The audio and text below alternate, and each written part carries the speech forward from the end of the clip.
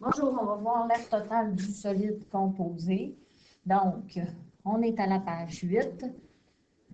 C'est pas un crayon qui a du bon sens. Donc, là, un solide composé, c'est un solide qui a plusieurs solides pour le fabriquer. Donc, vous pouvez voir qu'ici, on a une demi-sphère.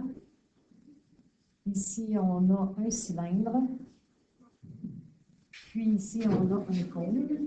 Donc, si vous regardez, si on vous demande l'air total, le piège de l'air total, c'est que vous voulez faire le total de la demi-sphère, le total du cylindre, le total du cône, et c'est faux. Pourquoi? Parce qu'il faut regarder les pièces que nous, on voit. Donc, on voit l'air latéral de la demi-sphère, puisque la base, elle est cachée. On voit l'air latéral du cylindre, puisque les bases sont cachées. On voit l'air latéral du cône, puisque les bases sont cachées. Donc, il faut décortiquer. Moi, je vous suggère de le faire en colonne. Donc, ce qu'on a besoin, c'est l'air latéral de la demi-sphère.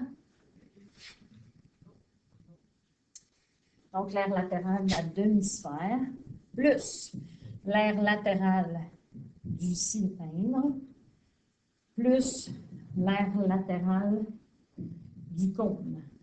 Moi, je vous suggère de le mettre en colonne parce que c'est plus clair qu'en ligne comme ça. Vous allez voir les calculs qui en dessous deviennent plus clairs. Donc, la demi-sphère, l'air latéral, c'est 2πr2. Donc, on écrit qu'est-ce qu'on additionne. Maintenant, on écrit les formules. Donc, la formule du cylindre, c'est 2πrh. Et la formule du cône, c'est πra. Vous pouvez vous référer à votre feuille jaune des feuilles de formule pour ceux qui ne les connaissent pas.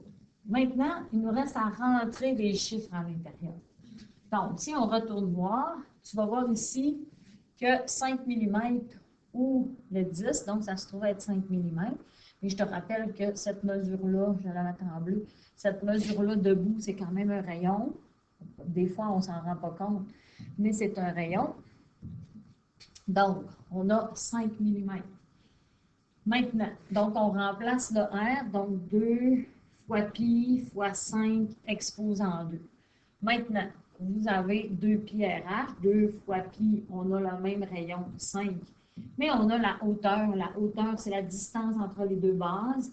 Elle est couchée, hein, c'est la distance ici, c'est votre 50 mm. Donc, on fait fois 50. Puis ici, on a pi fois le rayon, c'est 5 fois l'apothème. L'apothème du cône, vous vous souvenez que c'est le morceau ici, donc c'est votre 13 mm qu'on voit très peu parce que j'ai écrit par-dessus. Maintenant, il vous reste à écrire les réponses. Donc, si on pitonne, ça donne 157,08 et ça, c'est des millimètres carrés. Maintenant, la deuxième réponse, ça vous donne 1570,80 mm². La troisième réponse, ça vous donne 204,20 mm² parce qu'on est dans l'air. Et moi, j'additionne. Donc, ça évite de faire une grande démarche. Donc, si vous regardez de l'autre côté, eux avaient fait la moitié de l'air de la sphère, avaient mis les formules. Maintenant, ils ont mis leurs chiffres. Vous voyez, c'est moins clair que ce qu'on a de l'autre côté en colonne. Puis, on s'arrange pour avoir la réponse. Donc, on est obligé d'aller réécrire. Tandis qu'ici, il nous reste à écrire l'air total est égal et à additionner les trois réponses que j'ai encadrées. Donc, ça fait clair et structuré, 1932,08 mm².